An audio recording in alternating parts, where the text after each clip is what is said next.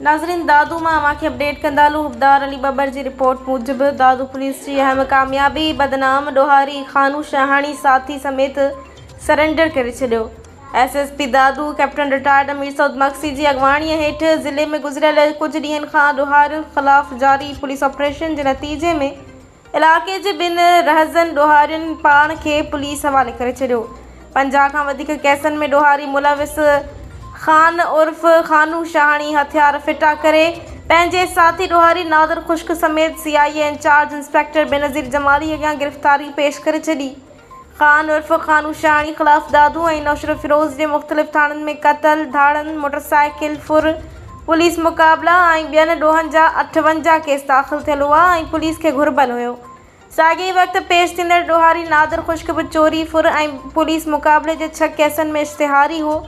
अड़ मौक़े ते CIA incharge inspector Benazir Jamali चयो त SSP दादू जी अगवाणी में पुलिस जो अमन दुश्मन ॾोहारियुनि ख़िलाफ़ भरपूर ऑपरेशन सां जारी आहे। ॾोहारियुनि लाइ पैगाम आहे त पाण खे कानून जे हवाले कनि त पुलिस खेनि कानूनी मदद पिणु कंदी।